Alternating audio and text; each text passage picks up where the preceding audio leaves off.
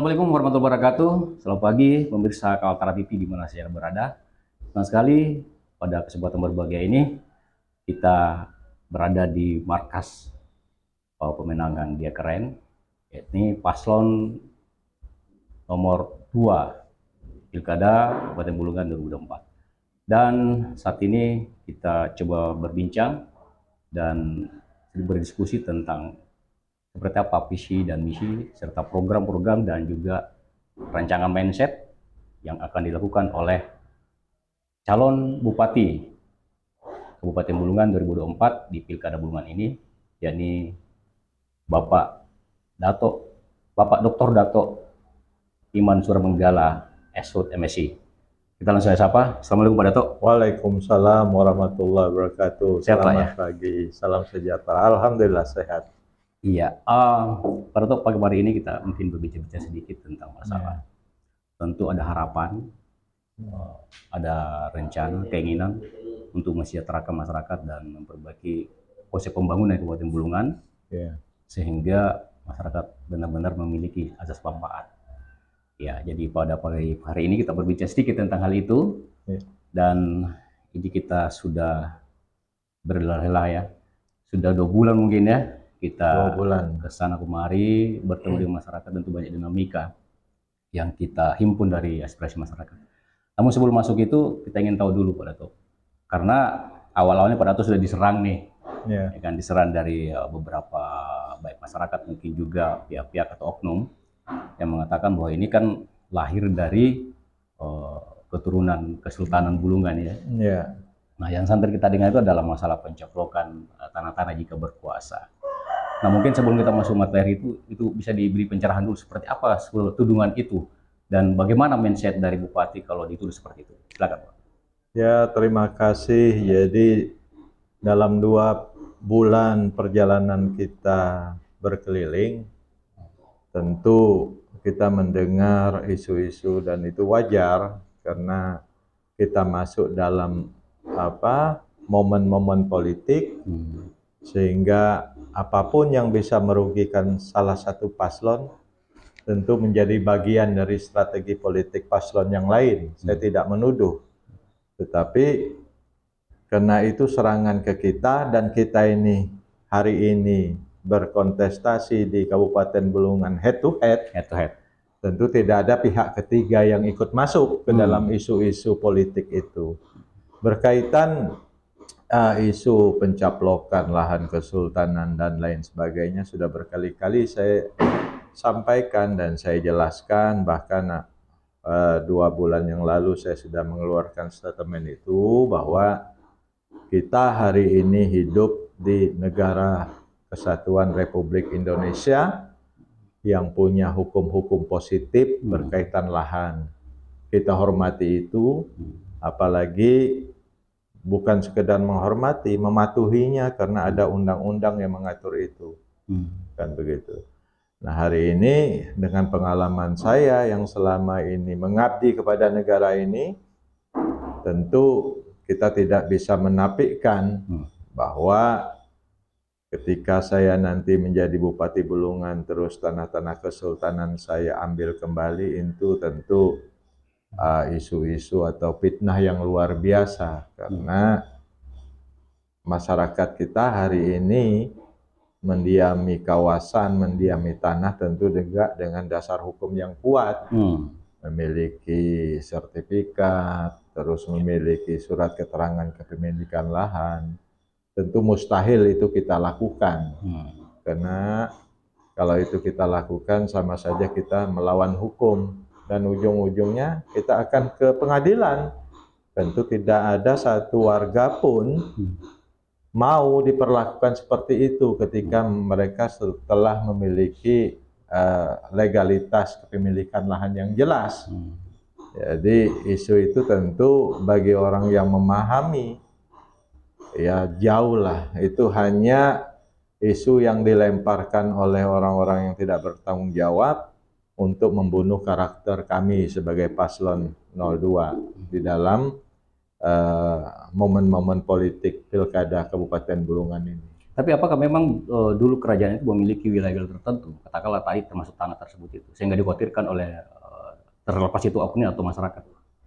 Iya, pada dasarnya kan pemerintah Negara Kesatuan Republik Indonesia sebelum merdeka itu kan terdiri dari kerajaan-kerajaan, kesultanan-kesultanan yang ada di Nusantara ini. Dan punya wilayah ya?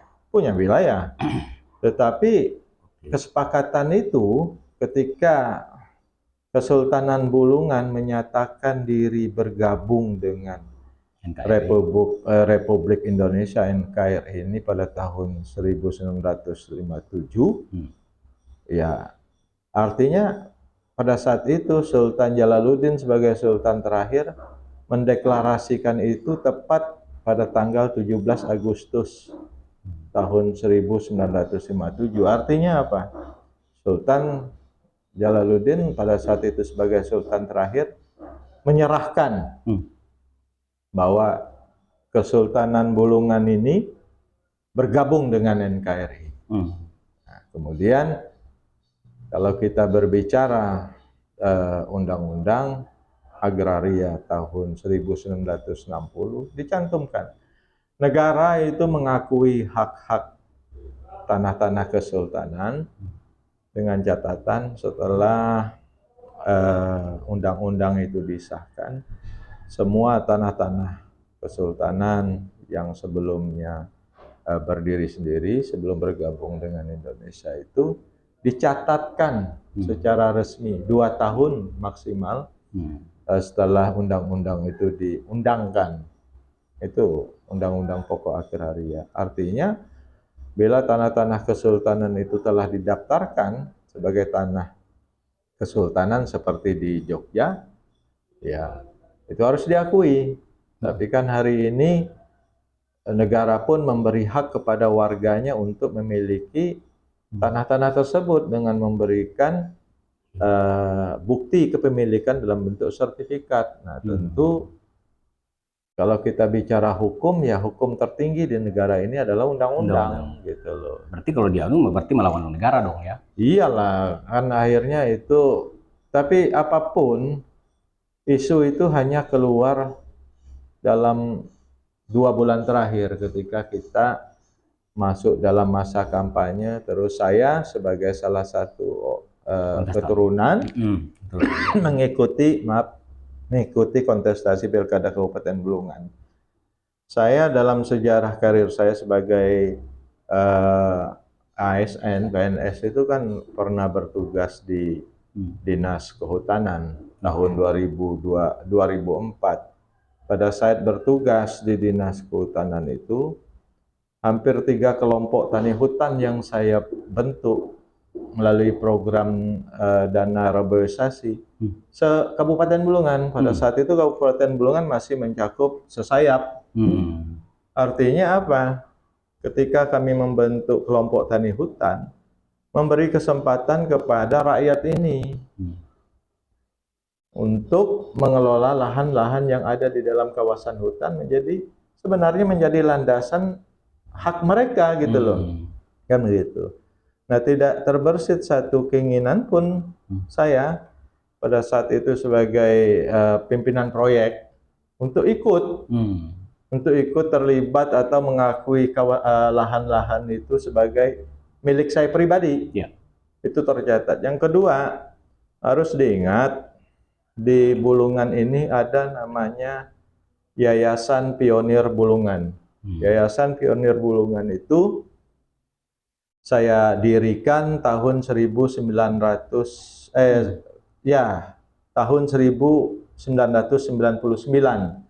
bersama saudara saya, teman akrab saya, almarhum Samsu. Mudah-mudahan beliau husnul khotimah. Amin. Pada tahun 1999 saya dan Bang Samsu almarhum itu membentuk Yayasan Pionir Bulungan. Sampai hari ini Yayasan Pionir Bulungan itu memfasilitasi, menginisiasi pembentukan hutan rakyat, hutan desa, hutan kemasyarakatan. Hampir di setiap desa di Kabupaten Bulungan, jumlahnya 43 unit hutan desa, hutan kemasyarakatan, se-Kabupaten Bulungan ini sejak tahun 1999 itu, dan SK-nya telah diterbitkan oleh Menteri Kehutanan dengan luas hampir 20.000 hektar. Dan tanpa 1 sen pun kita menggunakan dana APBD Kabupaten Bulungan. Artinya apa? Usaha-usaha kami sejak saya berkiprah di lembaga, saya menjadi pegawai itu tahun 2002.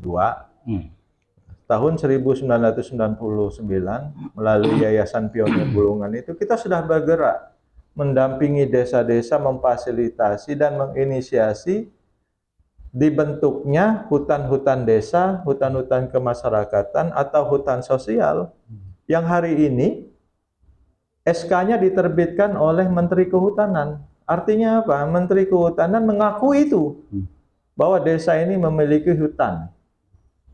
Nah, bila dikaitkan dengan konteks politik hari ini, kalau saya ingin menguasai, saya tidak akan membantu masyarakat membentuk hutan-hutan desa, hutan kemasyarakatan, hutan sosial yang kenyataannya hari ini sudah mendapatkan SK Menteri Kehutanan. Artinya legalitasnya jelas. Jadi kalau kita kembali kemarin ke perdebatan hutan adat, yang perdanya dari Kabupaten Bulungan disebutkan tahun 2016 sudah ada perda hutan adat, dan sampai hari ini baru 1 kawasan adat yang ditetapkan oleh pemerintah Kabupaten Bulungan dengan menggunakan dana APBD Kabupaten Bulungan. Yang saya kerjakan dari tahun 1999 sampai hari ini, tanpa APBD Kabupaten Bulungan, kami berhasil menginisiasi terus desa-desa membentuk hutan desa, hutan kemasyarakatan, hutan sosial dengan jumlah 43 unit. Berarti ini terbalik ya, justru malah dibantu kepemilikan lahan, dan bukan malah dicapok nanti lahannya ya? Iya, itu dari tahun 1999. Kita sudah menginisiasi itu melalui Yayasan Pionir Bulungan yang saya dirikan bersama saudara saya almarhum Samsu, dan tanpa menggunakan 1 sen pun uang APBD Kabupaten Bulungan. Bandingkan dong, kalau kita bicara itu, gitu loh. Kita sampai hari ini melalui Yayasan Pionir Bulungan itu hampir 20.000 hektar hutan lahan itu sudah bersurat, ber-SK Menteri Kehutanan yang diserahkan ke desa-desa yang kami. Itu dimanfaatkan masyarakat sekarang ya? Iya, masyarakat ya? Dia memanfaatkan masyarakat sekarang, artinya mereka punya legalitas. Nah, kalau kita bicara hukum, tidak ada secuil niat pun saya untuk mencaplok itu. Kenapa? Kalau saya punya niat, ya dari dulu. Dari dulu, sejak pembagian lahan-lahan itu ya? Iya. Memperjuangkan lahan itu ya? Iya, kan begitu. Tapi kita memahami ini isu-isu politik yang dilempar oleh ya tertentu ya, pihak tertentu, walaupun kita tidak bisa menuduh, tapi yang kita ketahui hari ini ada 2 pasang calon di Kabupaten Bulungan. Tentu tidak ada pihak ketiga yang punya kepentingan untuk merusak karakter atau menjatuhkan seorang Datuk Iman melalui isu akan mencaplok lahan itu. Ya, pemirsa, jadi jelas sekali bahwa ini tudingan adalah murni tudingan, dan ini tidak terbukti, justru malah sebaliknya ya. Sejak awal, sebelum terbersit menjadi salah satu kandidat kepala daerah dalam pilkada ini, Pak Datuk Iman sudah berbuat dalam, kalau boleh dikatakan dia sebagai lembaga usaha yang memperjuangkan hak masyarakat, dan sekarang dimanfaatkan masyarakat. Jadi kesimpulannya, tuduhan itu bagaimana? Ya, tuduhan itu bertujuan untuk merusak karakter saya sebagai calon bupati. Ya, itu tidak benar. Tidak benar, ya kan? Dalam 2 bulan ini itu yang dikembangkan dengan tujuan orang membenci saya dan tidak akan memilih saya sebagai bupati, karena isu itu membuat warga masyarakat Kabupaten Bulungan takut untuk memilih saya. Berhasilkah isu itu atau tidak untuk mempengaruhi masyarakat? Sampai hari ini isu itu saya pikir tidak berhasil, karena ketika kita ketemu dengan tokoh-tokoh masyarakat, kita berbicara dari hati ke hati, ya saya tinggal bilang, Bapak kenal saya dulu waktu kita membentuk kelompok tani hutan. Ya kalau saya punya niat, tentu itu tidak akan saya lakukan. Atau Bapak ingat dulu kita bagaimana membangun hutan desa, hutan kemasyarakatan. Dan hari ini Bapak sudah memegang SK Menteri Kehutanan yang mengesahkan kawasan itu. Kan begitu. Itu kan bukti bahwa tidak ada niat saya. Bahkan selama ini niat saya membantu masyarakat di desa-desa melalui Yayasan Pionir Bulungan itu untuk memiliki legalitas lahan komunal, tempat berusaha bersama. Itu menjadi sekarang dasar untuk menghidupi ekonomi masyarakat. Iya, begitu. Pemirsa, jadi clear ya Pak Mirsa bahwa tudingan selama ini tentang mencaplok lahan itu adalah tidak benar. Baik, Pak Bupati, kita akan memasuki tentang masalah pergerakan sejauh ini. Ya kan, tentu kan ada sasaran, ada target. Dan Pak Bupati sudah malah melintang ke sana kemari, baik dalam konteks dialogis, ideologis, kampanye door to door ataupun kampanye secara terbuka. Bahkan sudah ditonton oleh seluruh Indonesia di live perdebatan yang diselenggarakan KPU beberapa waktu lalu di salah satu stasiun televisi. Nah, kalau asa atau harapan Pak Bupati sendiri atau melihat situasi masyarakat seperti apa sih setelah menyampaikan program-program itu, keinginan masyarakat itu secara luas di Kabupaten Bulungan? Ya, jadi bila kita melihat data bahwa ini data BPS ya, kondisi Bulungan hari ini tidak baik-baik saja, tidak baik-baik saja, karena jumlah penduduk miskin di Bulungan ini tertinggi sekaltara. Jumlah penduduk miskin tertinggi sekaltara. Nah, kemudian ini kan dasar kita membuat program itu kan by data. Siapa yang harus kita sasar kan gitu. Jumlah penduduk miskin di Bulungan ini tertinggi sekaltara. Terus itu harus dipahami. Yang kedua, inflasi Bulungan pernah tertinggi se-Indonesia. Itu prestasinya Bulungan ini. Jadi cukup menyedihkan bahwa kabupaten tahun lalu atau 2 tahun lalu pernah menyandang prestasi inflasi tertinggi se-Indonesia. Yang ketiga, bahwa panjang jalan yang rusak dan rusak berat terpanjang sekaltara. Jadi di antara kabupaten-kabupaten ini. Nah, 3 hal ini yang menjadi landasan kami membuat program. Karena masyarakat miskin tertinggi sekaltara itu, setelah kita pilah, penduduk Kaltara ini 40%-nya bermata usaha, berusaha di sektor pertanian, perkebunan, nelayan, kan begitu. 40%. Berarti kalau kita sasar tentang kemiskinan itu, obatnya bagaimana meningkatkan dulu pendapatan di sektor pertanian dan perikanan. Karena jumlah penduduk Kabupaten Bulungan yang memiliki usaha di bidang pertanian dan perikanan itu hampir 40%.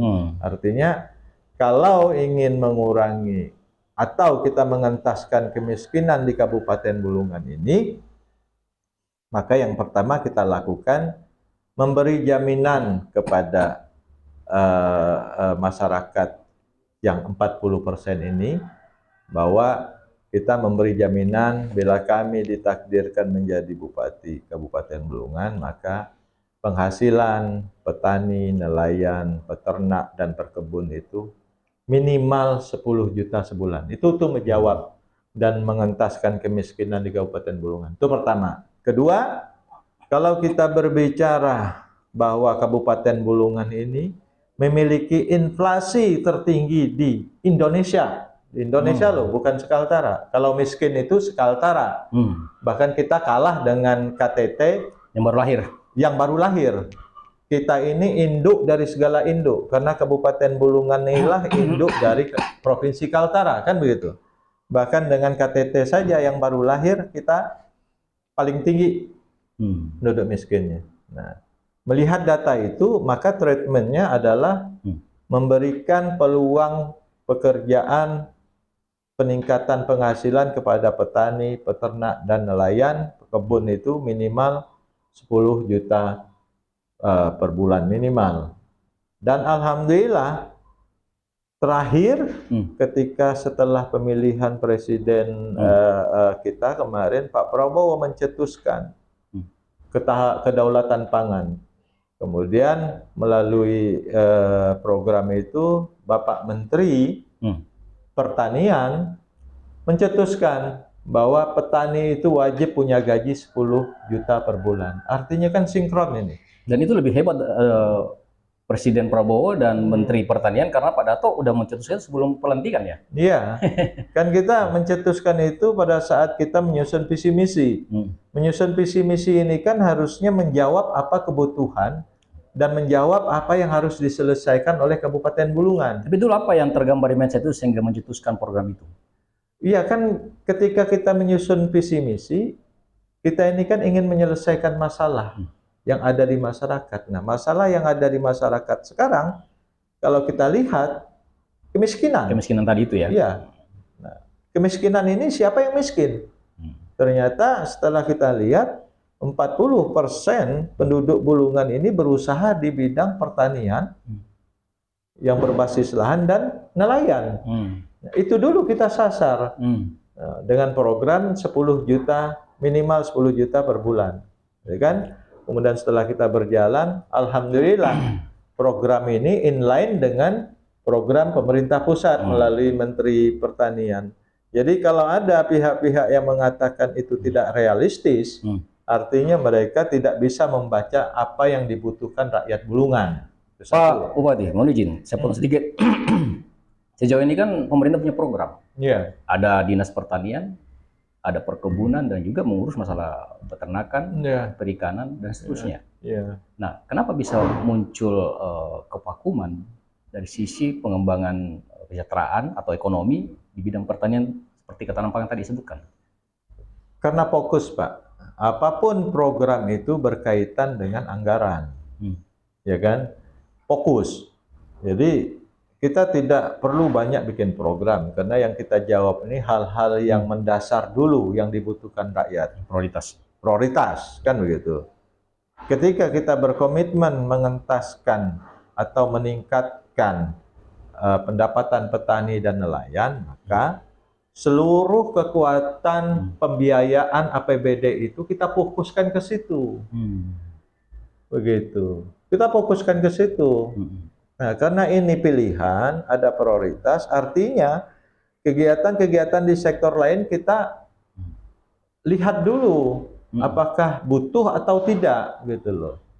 Hari ini kita hanya butuh bagaimana meningkatkan ekonomi, bagaimana meningkatkan infrastruktur, karena ada hubungannya dengan inflasi, kan begitu. Nah, yang lain ya kita tinggal dulu sementara. Jadi semua kekuatan pembiayaan sumber daya manusia pemerintah ini harus fokus di situ. Nah, kita tidak menafikan bagaimana Bapak misalnya punya anak yang sekolah, targetnya S1, tapi dikasih biaya untuk anak-anak yang SMP misalnya. Kira-kira tercapaikah cita-citanya? SPP-nya aja beda kok, kan?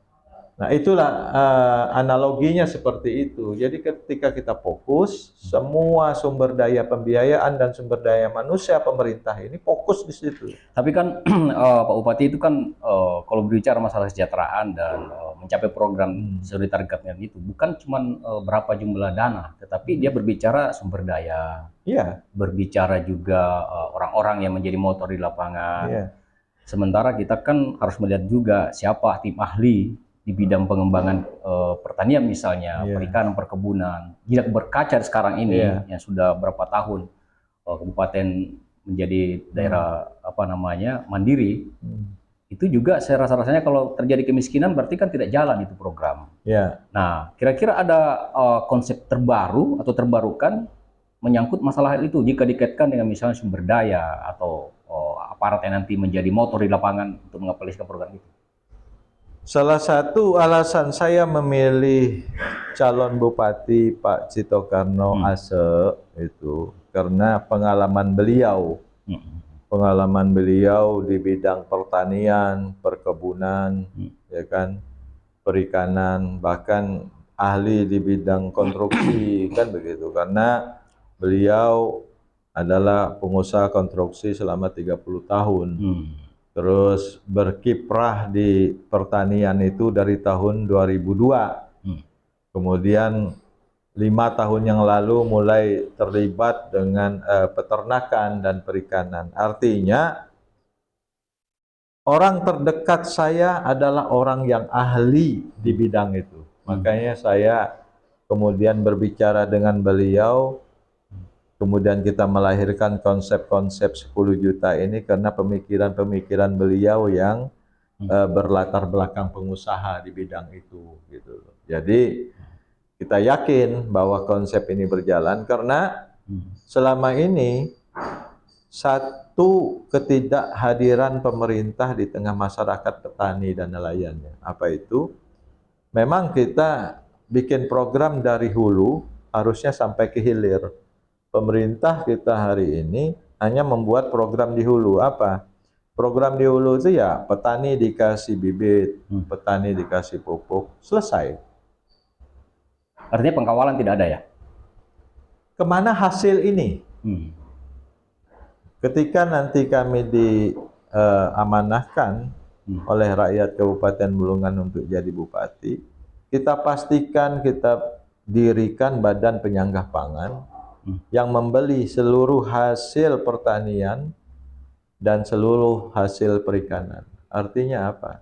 Ada jaminan pasar masyarakat kita setelah mereka kita beri bantuan di awal. Artinya di akhirnya, di hilirnya kita memastikan bahwa ada jaminan hasil-hasil produk masyarakat itu kita beli. Karena fungsinya itu nanti untuk menjaga stabilitas harga. Ini yang nanti menekan inflasi.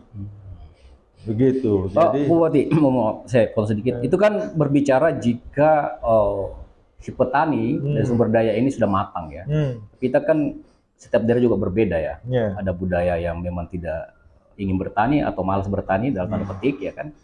Kemudian ada juga mungkin karena tadi akses pasar itu. Jadi dia berproduksi tapi tidak tersalurkan.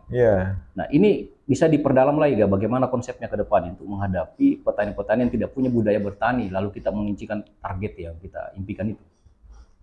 Jadi karena 40% sebenarnya usaha masyarakat kabupaten ini berbasis lahan dan perairan.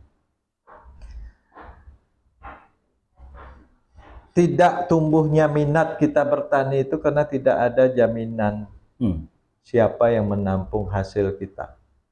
Itu saja. Jadi kalau kita belajar teknologi itu simple. Kita beri mereka mekanisasi pertanian. Pemerintah yang memberi alat-alat untuk mekanisasi pertanian untuk meningkatkan produksi. Masalahnya kan selama ini setelah diberi pupuk, diberi bibit, petani berjuang sendiri. Setelah mendapatkan hasil, kadang-kadang tidak terserap pasar. Tidak tersalurkan. Tidak tersalurkan karena harga tiba-tiba anjlok. Nah ini yang membuat hilangnya semangat orang bertani. Atau ke laut, menangkap ikan. Nelayan. Itu yang menghilangkan semangat itu. Nah itu yang kita ingin bangkitkan. Karena kita meyakini bahwa petani-petani kita, nelayan-nelayan kita itu orang yang hidup dengan mata pencaharian itu. Tadi strateginya bagaimana pemerintah nanti misalnya bila Tuhan menunjuk pasangan dia keren ini menjabat, polanya seperti apa? Pemerintah akan mengakomodir dengan cara apa? Satu, kita akan dari hilir, dari hulu tuh, kan kita bicara di hulu. Dalam kita menyiapkan lahan, pemerintah akan memberikan bantuan alat berat, ya kan?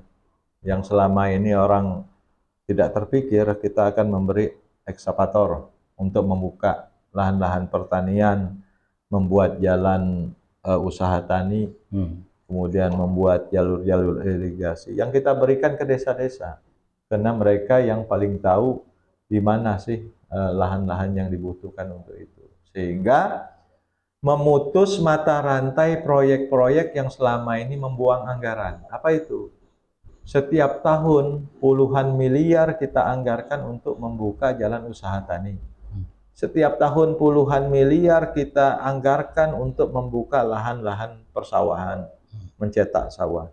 Setiap tahun puluhan miliar kita anggarkan untuk misalnya membuat kanal irigasi. Padahal kalau kita memberikan alat berat itu ke desa-desa yang berbasis lahan itu, berapa anggaran yang bisa kita hemat?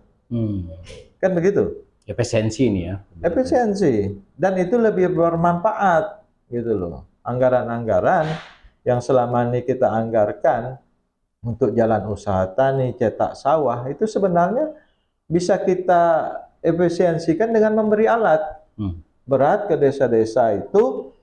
Kalian mandiri, kan begitu dengan alat berat ini. Nah, alat berat ini kan kita sesuaikan dengan luasan lahan yang ada di desa. Semakin luas desa, misalnya Tanjung Palas Tengah. Tanjung Palas Tengah ini kan terdiri dari beberapa SP. Ya tentu perlakuannya beda. Kita berikan alat-alat berat itu per SP. Gitu loh. Nah, itu juga yang menjadi fenomenal di masyarakat tentang masalah statement satu desa satu alat berat ini kan. Dan ada yang mengatakan itu mustahil dan itu berat, ya kan. Nah, mungkin bisa dijelaskan saat ini kira-kira polanya seperti apa sehingga asumsi yang mengatakan berat hal itu terbantahkan. Ya, kita ini sebagai orang pemerintahan yang pernah lama di perencanaan, tidak usah jauh-jauh kita pergi melihat contoh. Pertama, kita jalan ke kabupaten yang dulu menjadi anak kita, namanya Kabupaten Malinau. 10 tahun yang lalu, Kabupaten Malinau sudah menerapkan itu dan berhasil. Jadi kalau ada yang mengatakan itu mustahil, berat, kita suruh dia ke Malinau saja. Dan kita lihat perbedaan pembangunannya sekarang ya. Iya. Bahkan di Kabupaten Malinau hari ini, satu kecamatan itu dititipkan 3 alat berat untuk perbaikan jalan. Bukan hanya alat berat untuk membuka lahan, tapi sudah ada 3 alat berat setiap kecamatan itu untuk perbaikan jalan. Jadi konsepnya seperti unit reaksi cepat, gitu loh. Jadi kalau ada jalan-jalan yang rusak ringan, langsung dikerjakan saat itu juga. Itu konsepnya. Kenapa kita malu belajar dari anak kita? Kalau itu memang baik, kan begitu. Nah, orang-orang yang mengatakan itu tentu belum melihat, jangankan dunia, Malinau aja belum dia lihat. Bahwa konsep ini sudah berjalan, sungguh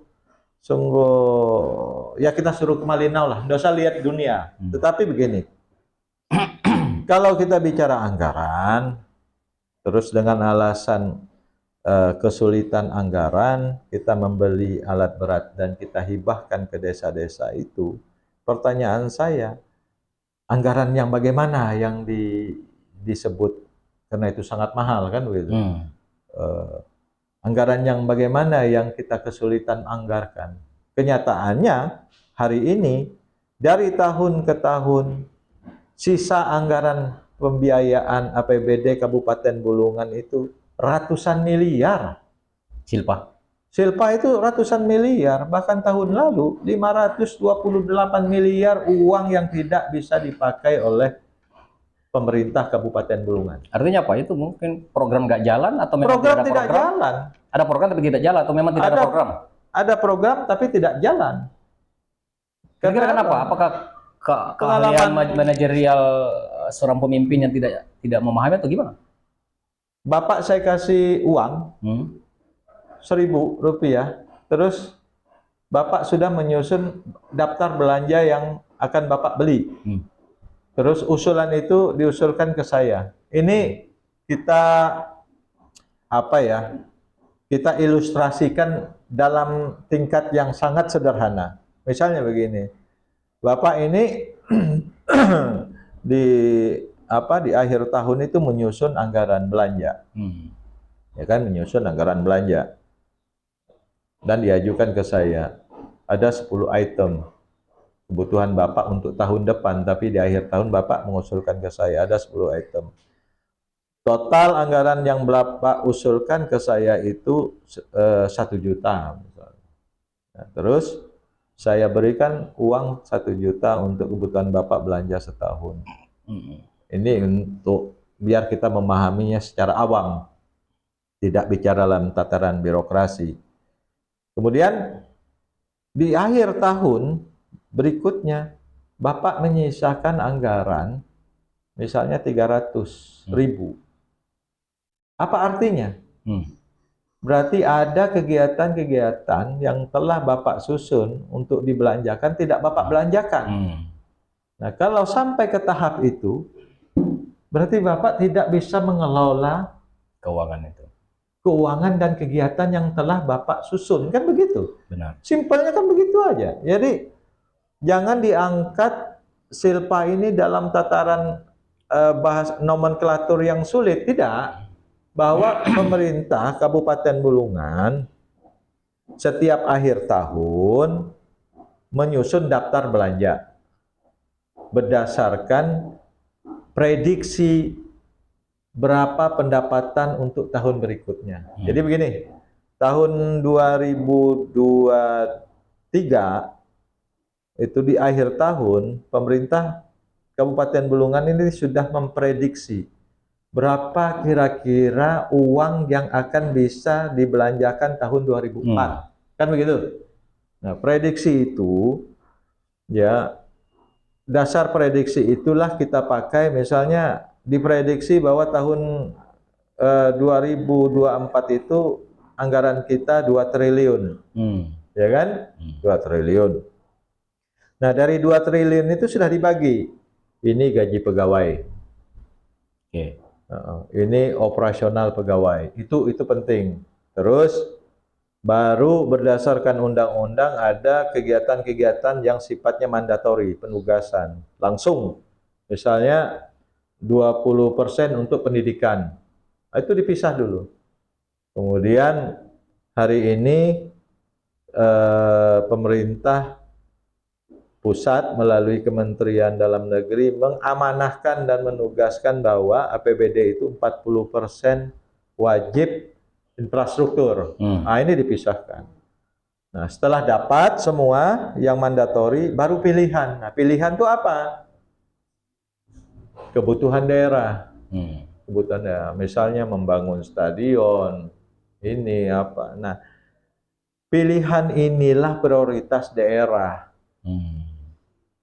Prioritasnya apa? Apakah lebih penting memugar kantor pemerintah atau memugar tugu-tugu yang tidak bersalah itu, atau kita bikin prioritasnya yang secara real meningkatkan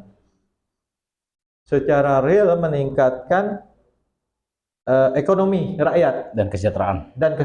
Kan itu aja. Nah, setelah disusun semua, tahun di bulan Desember disahkanlah anggaran itu oleh pemerintah bersama DPR, kan begitu.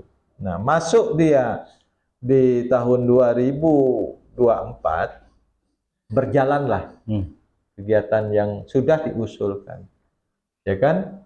Ternyata di akhir tahun 2024 kita punya sisa anggaran ratusan miliar. Bukan sedikit. Bukan sedikit. Artinya apa? Ini indikasi bahwa pemerintah tidak bisa mengelola uang tidak bisa mengelola uang itu secara baik. Tapi Pak Bupati, mohon izin, ini kan ada yang mengatakan bahwa silpa itu adalah merupakan dinamika wajar dalam sebuah pemerintahan, ya kan? Karena daripada dibelanjakan lalu tidak efisien, lebih bagus jadi silpa untuk berikutnya nanti menjadi tambah. Itu kalau mindset seperti itu atau pemikiran seperti itu, bagaimana pandangan Pak Datuk? Saya sebagai mantan ASN yang lama di Bapeda, ya. Kalau ada yang mengatakan daripada dibelanjakan tapi tidak efisien dan menyelamatkan anggaran itu, artinya perencanaannya yang rusak. Oke. Mereka dari awal tidak merencanakan. Secara detail ya. Iya. Kok tiba-tiba sudah direncanakan di tengah jalan dievaluasi tidak, jangan kita laksanakan ini. Artinya apa? Dari awal perencanaan itu tidak baik.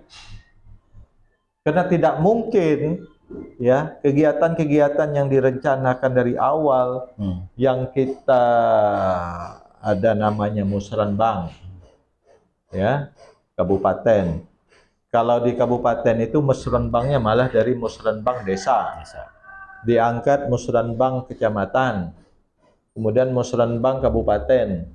3 tahapan perencanaan kegiatan berjenjang itu, gitu ya? berjenjang itu kemudian masuk di dalam APBD, kemudian dikatakan jangan kita laksanakan karena akan lebih baik kita menyelamatkan anggaran negara. Artinya apa? Proses perencanaan itu sangat buruk. Itu sejauh mana merugikan masyarakat jika terjadi silpa itu, Pak? Satu, apa-apa yang telah kita laksanakan untuk memudahkan masyarakat itu tidak tercapai di tahun itu. Kan artinya tidak berjalan nih. Yang masyarakat minta tahun itu berarti kan ditunda atau hilang. Kedua, ada beberapa anggaran, misalnya dana alokasi khusus itu sistemnya ditransfer ke APBD sesuai progres. Artinya begini, misalnya dana alokasi khusus itu untuk pendidikan, kesehatan, dan kehutanan lingkungan DBH. Itu misalnya tahun ini pemerintah pusat mengalokasikan 1 juta nih, ya. Terus dalam tahun berjalan hanya bisa dipakai 500.000. Tahun berikutnya pemerintah tidak akan memberi DAK itu lebih dari 500. Apa sebab? Ya dikasih 1.000 tidak mampu. Kamu cuma mampu 500. Artinya kemampuanmu ini aja yang dikasih oleh pemerintah. Artinya apa? Kemampuan keuangan, kekuatan keuangan di APBD di tahun berikutnya akan berkurang. Berarti ukurannya di situ ya? Iya, Pembelajaran atau tidak itu adalah tergantung sesuai dengan nanti berdampak kepada berapa besar anggaran yang diturunkan di tahun berikutnya. Berarti itu yang membuat rugi masyarakat ya? Membuat rugi masyarakat, padahal kita ini nangis-nangis berjuang di Jakarta loh untuk minta anggaran ini turun ke Kabupaten Bulungan. Nah, saya mau langsung masuk ke situ, Pak Bupati. Terkait masalah anggaran, di luar daripada APBD yang sudah ditetapkan itu sudah yang program itu kan banyak kementerian, departemen yang terbuka di sana. Daerah mana yang bisa mengambil program kami untuk diserahkan di sini. Nah, ke depan itu untuk menambah APBD kita atau penganggaran daerah kita, ada nggak pola khusus yang dibuat nanti Pak Dato jika terpilih untuk menjagai kementerian-kementerian untuk mengambil anggaran-anggaran yang dibuka di sana ke daerah? Iya, jadi ada 2 pola sebenarnya. Artinya begini, pemerintah pusat itu pun punya beberapa perwakilan di daerah. Itu satu pola. Misalnya di Kementerian PU itu ada yang namanya Balai Jalan, Balai Cipta Karya, Balai BPS, BWS gitu kan. Terus ada anggaran-anggaran yang kita perjuangkan itu masuk ke dalam APBD kita. Nah, kita lupa hari ini atau ada keinginan politik semua yang kita perjuangkan di pusat itu harus masuk ke APBD. Agar si kepala daerah bisa ikut cawe-cawe kan gitu. Padahal, Gitu ya. iya. Padahal, Padahal saya waktu ya selama saya berkarir, saya tidak peduli Pak. Mau uang itu datangnya dari bulan, hmm, mau yang kerja itu alien, hmm, yang penting kegiatan itu ada di Kabupaten Bulungan, ada buktinya. ada buktinya, Ada kita tulisan. lakukan. Gitu loh. Nah, kadang-kadang pengalaman saya selama menjadi ASN itu ketika kita yang harus masuk di APBD gitu loh. Padahal ada Postil-postil anggaran, tangan-tangan kementerian itu ada di daerah kita yang membuka tangan ya. yang membuka tangan. Tapi kegiatannya itu dilaksanakan oleh mereka. Tapi kan lokusnya kan di Kabupaten Bulungan. Hasilnya, realisasinya di Bulungan. Kan nanti kalau ini berjalan, yang menggunakannya dan menikmati kan masyarakat Bulungan. Ya, nanti bagaimana nanti timnya atau kabinetnya Pak Dato nanti untuk mengetuk Assalamualaikum ke kementerian-kementerian itu, baik yang di pusat maupun daerah. Dari kepala daerah, Pak. Dari kepala daerah. Kalau kepala daerahnya ya punya kekuatan lobby di pusat, nah itu baru kemudian nanti kepala-kepala dinas mengikuti secara teknis. Berarti hal ini harus ada link yang kuat ya? Harus ada link yang kuat, ya enggak mungkin kepala dinas ujuk-ujuk ketemu dirjen atau menteri. Bisa dibuka gambarannya nanti kira-kira polanya Pak Dato, rahasianya gimana linknya nanti ini? Ya nanti kita berdasarkan pengalaman saya, apa-apa yang harus dilakukan itu yang kita terapkan. Karena ya apapun kita pernah melakukan itu, tapi tentu itu melalui kepala daerah. Jadi kalau kepala daerah punya link kuat di Jakarta, tentu daerahnya kelihatan juga ya, bisa kelihatan. Ya, dan itu dilakukan beberapa daerah ya? Ya, dilakukan di beberapa daerah, di daerah maju begitu. Artinya kalau hari ini kita bicara perjuangan kita untuk bicara DAK di pusat, ya kita minta maaf, kita masih bahkan mohon maaf sekali lagi, kita kalah jauh dengan Kabupaten Malinau dalam memperjuangkan DAK. Berarti linknya bagus ya Malinau itu ya? Berarti linknya bagus. Kalau berbicara link, mohon maaf, apakah kita harus selain kementerian juga ke perwakilan kita, DPR RI misalnya atau DPD? Wajib. Karena apapun anggaran itu kan disahkan di parlemen. Berarti nanti Pak Bupati nanti arahnya ke situ nanti ya? Bagaimana connecting dalam linknya ke DPD, ke DPR ya, dan jadi begini Pak. Untuk memperjuangkan anggaran di pusat itu ada dua jalur. Dua jalur itu, satu anggaran-anggaran yang disahkan oleh parlemen DPR RI itu, karena itu bagian dari struktur anggaran termasuk APBD kita. Ya, APBD itu ya. Ya, kan begitu. Yang kedua, program-program yang ada di kementerian yang lokusnya harus di Bulungan. Itu by lobby. Nah, itu lobby. Nah, pendekatan ya? Pendekatan. Oke. Pendekatan itu ke kementerian dan ke DPR, karena DPR lah yang menggodok anggaran yang ada di kementerian. Kan yang menggodok anggaran yang ada di kementerian kan DPR. Nah, dan itu belum dilakukan sekarang ya di Kabupaten Bulungan, tapi daerah lain sudah melakukan. Saya berpikir belum pernah dilakukan. Saya berpikir belum pernah dilakukan karena apa? Oke. Saya lihat struktur anggaran di balai yang ada, balai-balai perwakilan pemerintah pusat yang ada juga tidak signifikan. Artinya apa?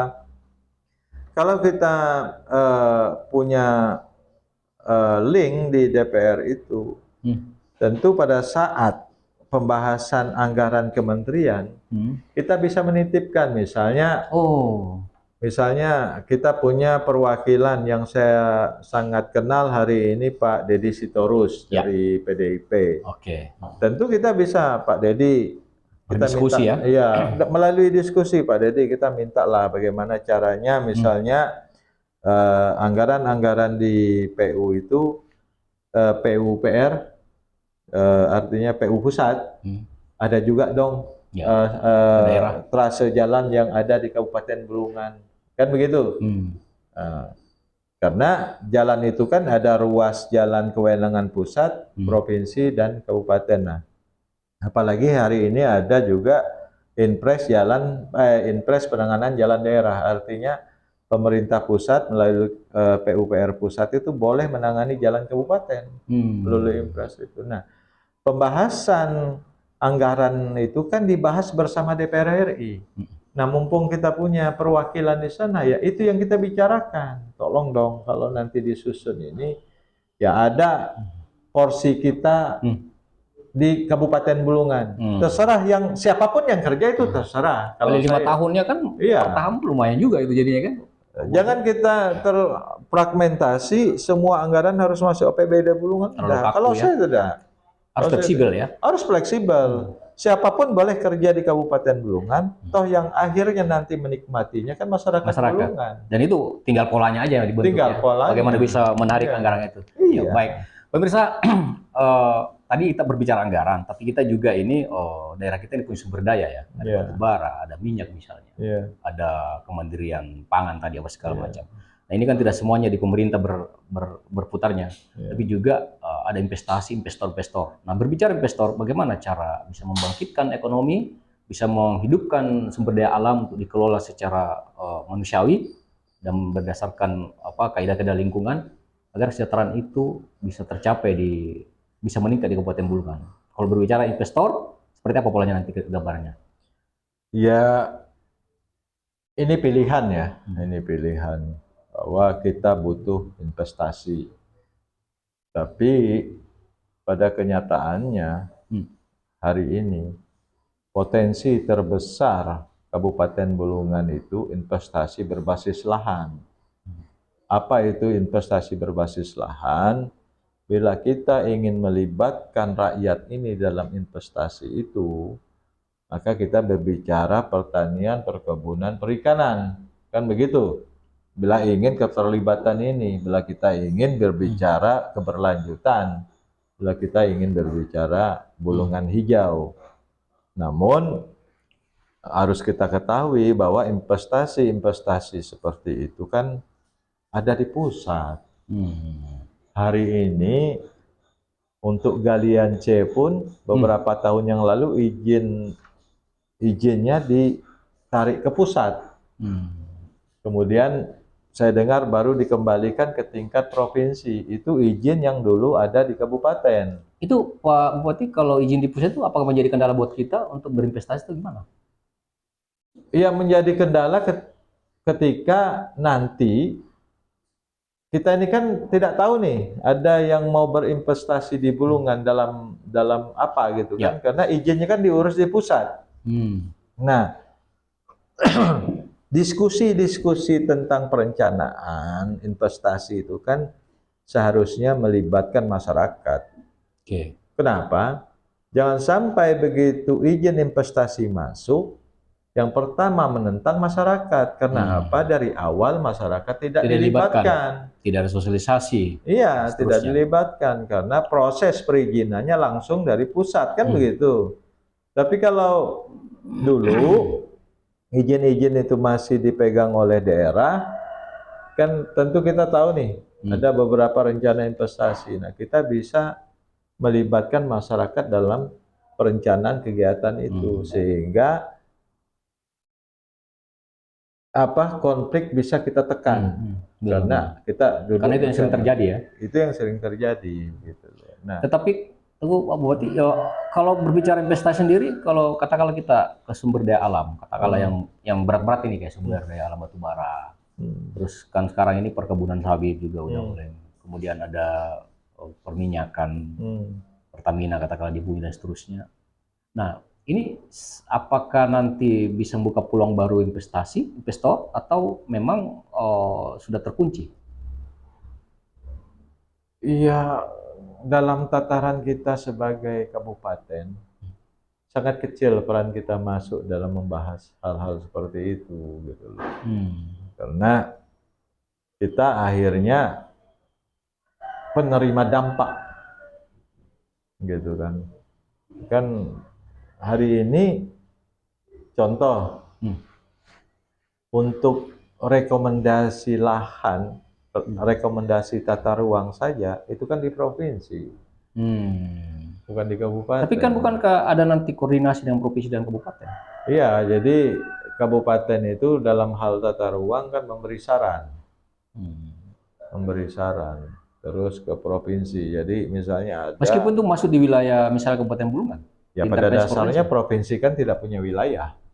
Ya, maksud saya provinsi apakah juga dia intervensi tentang hal itu, walaupun masuk Jadi di kawasan Kabupaten Bulungan misalnya. hari ini kan posisinya kita bicara kewenangan, Hmm.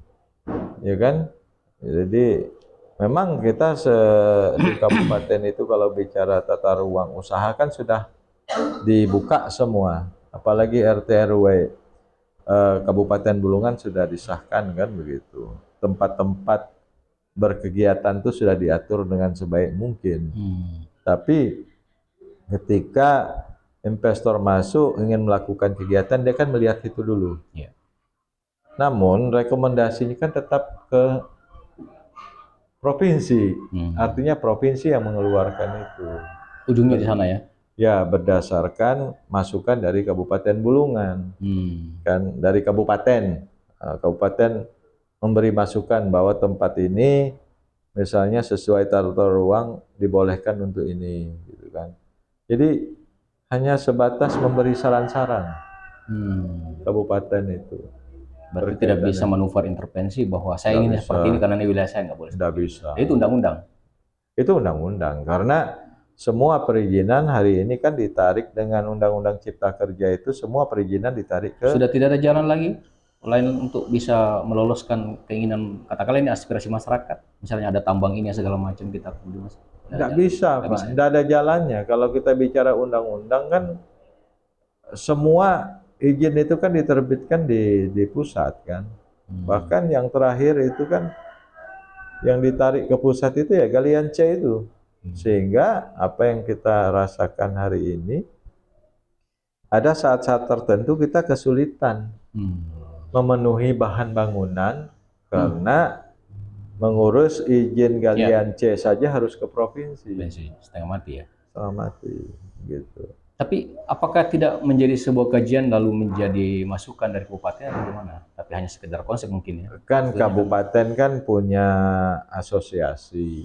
Harusnya ini kan sudah dibahas secara internal oleh kepala daerah, bupati, wali kota se-Indonesia. Hal-hal seperti ini itu pasti sudah dibahas. Masalahnya untuk merubah itu kembali kan kaitannya undang-undang. Karena yang memotong semua itu kan waktu itu Undang-Undang Cipta Kerja itu yang menarik semua perizinan ke pusat itu. Ini kita bicara lah investasi kelas berat ya. Iya. Tapi kalau misalnya program katakanlah tadi pertanian, terus perkebunan seterusnya, bisa nggak ada linknya investor untuk masuk ke sini untuk menanamkan investasinya? Sangat besar link. Seperti apa persisnya? Jadi, tapi begini ya, kenapa kami akhirnya mencetuskan ide program sawit mandiri masyarakat?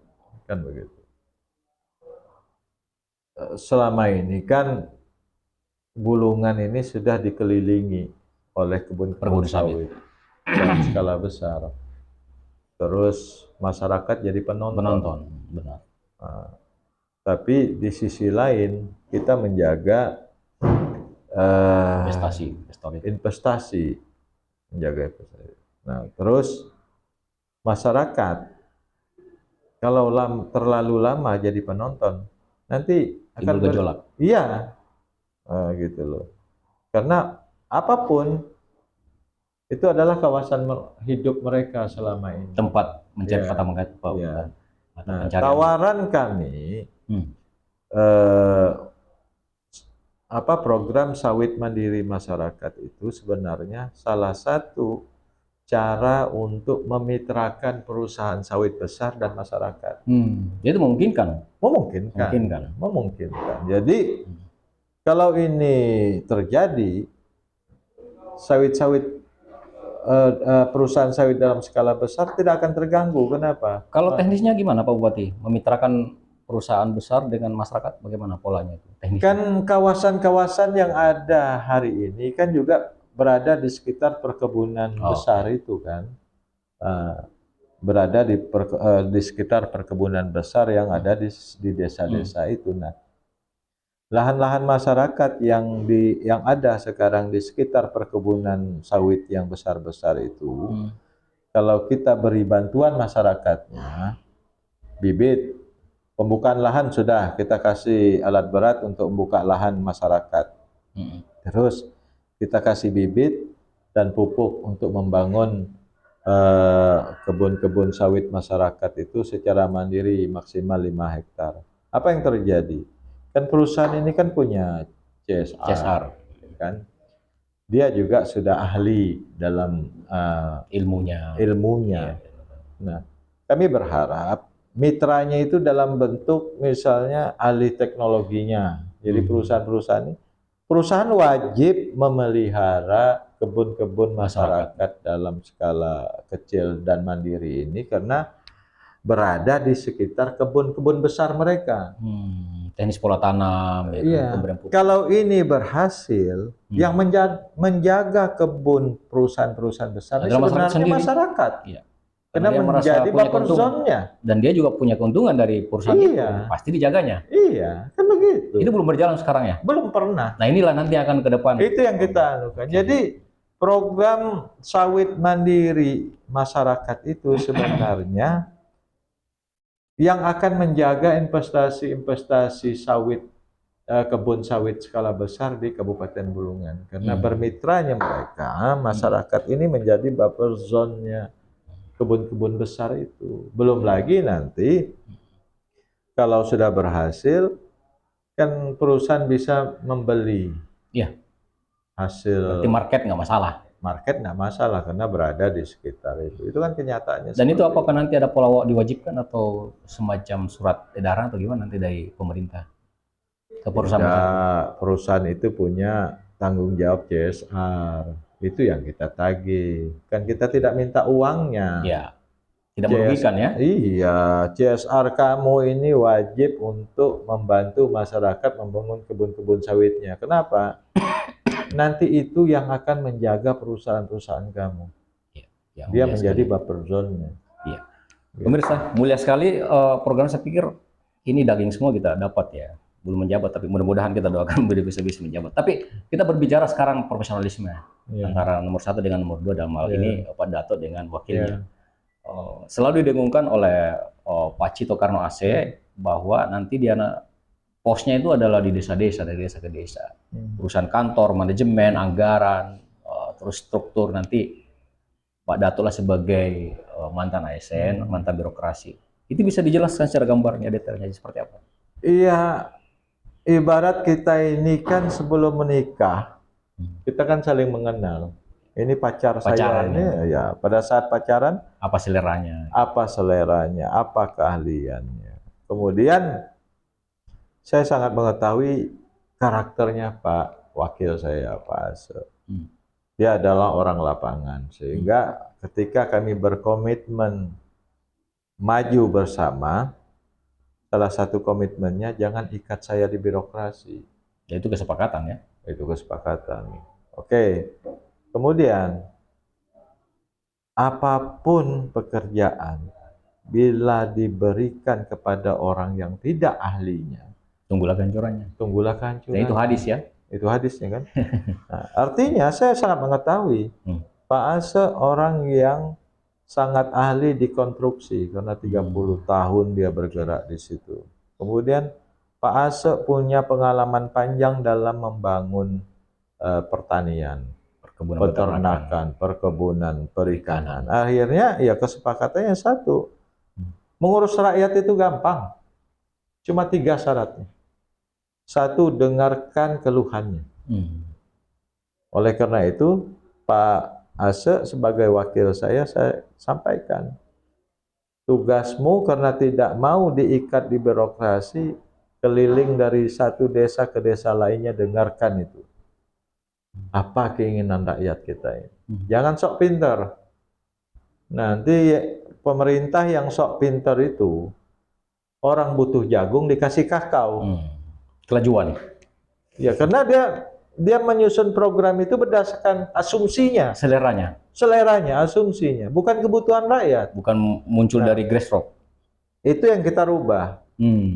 Pak Ase sebagai wakil saya tugaskan keliling dari desa ke desa, berkantorlah dari desa ke desa. Kecuali ada hal-hal yang memang mendesak, baru kita rapat. Misalnya rapat anggaran. Yang kedua, mengurus rakyat itu isi perutnya. Cara mengisi perut ini dengan programnya Pak Ase. Apa itu? Kan gitu, pertanian, perikanan. Nah, ini dia punya pengalaman panjang mengurus ini. Bahkan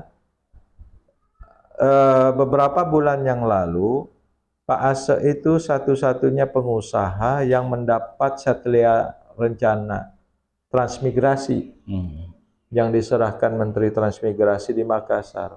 Satu-satunya pengusaha. Berarti diakui secara negara program-program manuver-manuvernya ya? Iya, diakui. Makanya diberi penghargaan Satria Lencana Transmigrasi sebagai pengusaha yang berhasil mengembangkan infrastruktur dan pertanian di daerah transmigrasi dengan biaya sendiri. Itu pengakuan negara. Makanya kita berikan porsi itu ke beliau. Ya, ahlinya. Ahlinya. Nah, ketiga, mengurus rakyat itu isi dompetnya. Dengan cara apa? Pak Ase ini pebisnis ulung. Jatuh bangun 30 tahun. Jam terbang tinggi. Jam terbang tinggi. Dia paling tahu ketika dia melempar modal ke masyarakat, modal itu harus berputar dan menjadi besar. Ya sudah, urus saja itu. Kita ini kan tujuannya memang menjadi pelayan. Bermimpi bagaimana Bulungan ini tidak memegang rekor sebagai pemilik masyarakat miskin tertinggi di Kaltara. Berarti kemerdekaan berkreasi itu dibebaskan kepada Pak Ase. Jadi ke beliau. Nah, lalu tugasnya nanti Pak Dato di belakang gimana? Saya sebagai kepala daerah tentu mengawal bagaimana Bulungan ini dapat anggaran yang support anggaran dari pemerintah pusat. Seperti kita bicarakan tadi ya. Itu. Artinya wakil saya ini bekerja kan butuh anggaran nih. Nah, tugas saya mencari anggaran itu. Yang kedua, roda pemerintahan itu harus ditangani dengan benar. Saya sebagai mantan ASN sangat memahami bagaimana perilaku pemimpin yang menyimpang dari asas-asas birokrasi akhirnya melemahkan semangat orang bekerja. Dan itu bila saya diamanahkan Allah menjadi pemimpin itu tidak akan terjadi. Karena 21 tahun saya menjadi pegawai negeri itu, saya melihat dengan mata, saya dengar dengan telinga, dan saya rasakan dengan hati. Bagaimana kalau pemimpin itu salah dalam mengambil keputusan di dalam birokrasinya, maka kinerja pegawai tidak akan baik. Seleranya tidak tumbuh ya? Oh, ini kreativitas, semangat kerja dengan ide-ide pun tidak tumbuh. Ya, makanya selalu membalelo ya. Seolah-olah tidak punya keahlian, padahal sebenarnya tersimpan Pak itu tersalurkan ya. Iya, artinya akhirnya pejabat-pejabat itu. Pejabat-pejabat itu mau ada ide, tidak ada ide, saya tiap bulan dapat gaji kok. Ya, masa bodoh lah. Masa bodoh. Itu. Dan itu nanti dihilangkan pola itu ya. Akan kita rubah. Itu yang mendasar, karena apapun birokrasi itulah yang menggerakkan semua roda pemerintahan se-Kabupaten Bulungan ini. Baik, pemirsa Kaltara TV di mana Anda berada, senang sekali kita berbincang pada pagi ini dan seru sekali, dan ini tidak mulu-mulu rasional, tapi ini yang dirasakan sehari-hari. Tapi tadi berbicara masyarakat ya, berbicara anggaran, berbicara manajemen. Nah sekarang ini kan Pak Dato berjuang ini menggunakan tim, ya kan, menggunakan orang-orang di belakangnya, desainer pergerakan segala macam. Dan sering terjadi itu di saat sudah terpilih itu kerap dilupakan, tidak merasakan hasil perjuangannya. Nah ini saya membela sedikit tim-tim Pak Dato ya, jangan sampai terlupakan nanti. Nah, nanti kira-kira bagaimana polanya nanti sehingga ini terperhatikan, adil, dan tidak ada konflik di antara sendiri di saat menjabat. Ini kan persoalan perut juga kalau kita berbicara tadi masyarakat, ini berbicara khusus ke tim kita. Jadi saya mengakomodir sedikit tim itu karena itu yang sering terjadi. Memang tidak masuk konteks sebuah pola program pemerintah, tapi itu kan secara moral harus itu. Nah bagaimana kira-kira polanya ke depan nanti terhadap tim-tim Pak Dato ini? Ya tentu kembali ke moralitas kita. Sebagai teman seperjuangan, sangat naif kalau kita tinggalkan, itu pertama. Kedua, keberhasilan kita ini bukan keberhasilan saya dan keberhasilan Pak Ase saja, tapi keberhasilan seluruh tim yang hari ini bergerak. Walaupun dia hanya bisa berdoa. Itu tetap bagian dari perjuangan kita bersama. Terakhir, bila orang yang mengenal saya, punya sejarah saya di Kaltara ini, tentu mereka memahami. Saya dulu juga bergerak untuk salah satu paslon, kemudian dibuang, begitu kan? Artinya saya sangat merasakan itu. Sangat merasakan itu. Artinya jangan sampai apa yang sudah saya alami itu terjadi kepada orang-orang yang berjuang juga bersama saya. Karena itu juga dosa kayak ya. Berdosa juga kita jadinya rasanya. Bukan bicara dosa saja, artinya orang-orang yang dijolimi itu doa-doanya diijabah. Ya, diijabah. Itu yang kita takutkan gitu. Baik. Tapi intinya saya pernah menjadi orang yang sama-sama berjuang kemudian dibuang, dan saya sangat tahu bagaimana sakitnya, sehingga rasa-rasanya tidak mungkin saya melakukan hal yang sama kepada tim yang ada sekarang. Baik. Dr. Dato Iman Suramenggala, Eshut MSI, kandidat Pilkada Kabupaten Bulungan 2024. Baru saja kita telah berbincang dan semoga bermanfaat buat kita semuanya, khususnya para pendukung dan juga tim sukses, dan terkhusus kepada seluruh masyarakat Kabupaten Bulungan agar nanti menjatuhkan pilihan kepada Dato Iman Suramenggala dan Cito Karno Aceh.